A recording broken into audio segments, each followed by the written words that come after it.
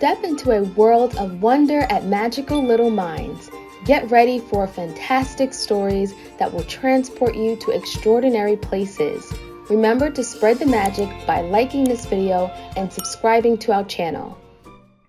The Humble Pie, written by Jory John, illustrated by Pete Oswald. I'm a pie, a humble pie, and that's no lie. Aw shucks.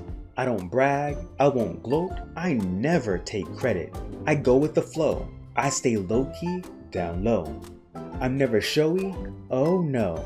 I really don't mind if you claim all the glory. I will gladly lift you up so you can fly. If you want the spotlight, I will happily stand in your shadow.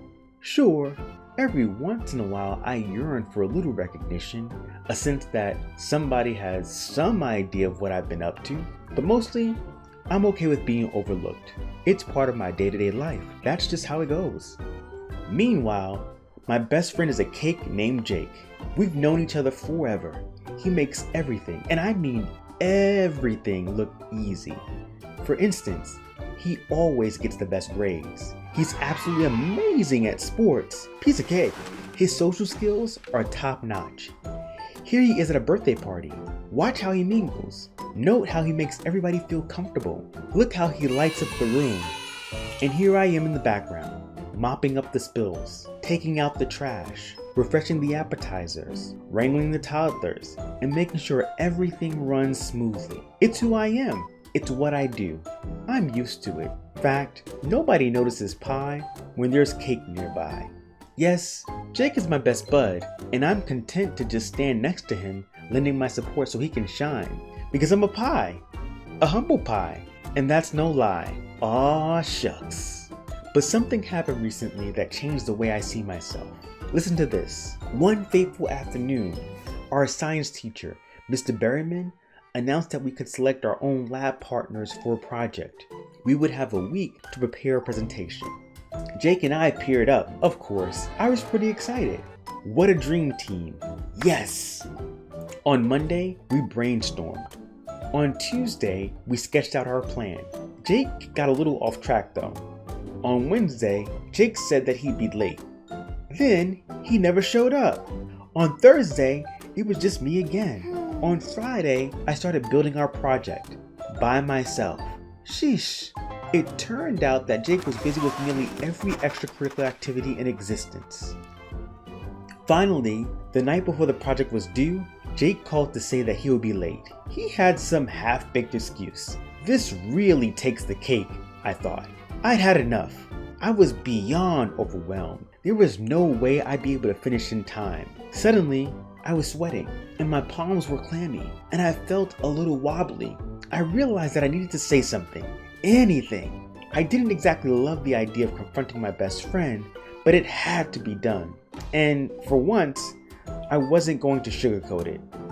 When Jake finally arrived, I nervously cleared my throat and said my piece. Look, I know you have a lot on your plate, I said, but I've been doing a ton of work on this project and it's really stressing me out. I can't do it all on my own. At this rate, we're going to be mincemeat tomorrow. I need your help. Jake stared at me for a long time.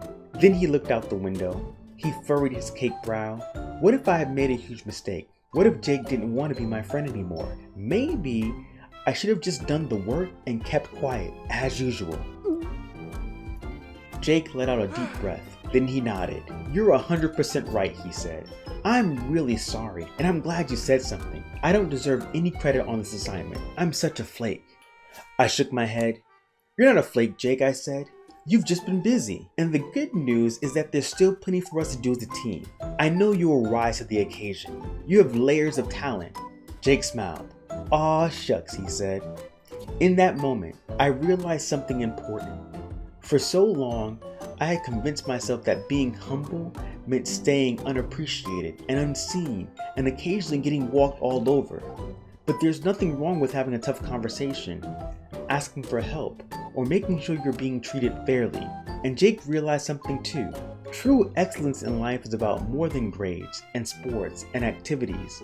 It's about being there for your friends when they need you. The mood immediately improved after that. Yes! We got to work. We ate snacks. We listened to music. We stayed up most of the night. It was actually fun. We crossed things out and switched things up and rehearsed our presentation. And guess what? In the end, everything came together. Yes, the dream team was back. The presentation was a rip-roaring success. Mr. Berryman even complimented us on our teamwork. Bravo! That was the icing on the cake. We'd both gotten a chance to shine. Our classmates were impressed too. Hey, great work, fellas. My buddy here deserves most of the credit, Jake said. I blushed from my crust to my toes. Aw, shucks. These days, I'm still a humble pie, but now I stick up for myself. And I take credit, and I have tricky conversations when necessary. And you know what? It's incredibly gratifying. I'm proud of the pie I have become. It's possible to stay humble while showing the world who you are and what you can do. You don't have to remain in the shadows. Yes, I'm finally ready to fly. That's no lie. Thank you for joining us on this magical reading journey. If you're ready to continue the fun and learn even more, visit our Etsy shop for exciting educational printables. You can count on us to make learning numbers fun and easy with our popular animal jungle-themed kids numbers flashcards. Let's keep the learning adventure going. Head over to our Etsy shop now and make learning numbers a colorful and engaging experience.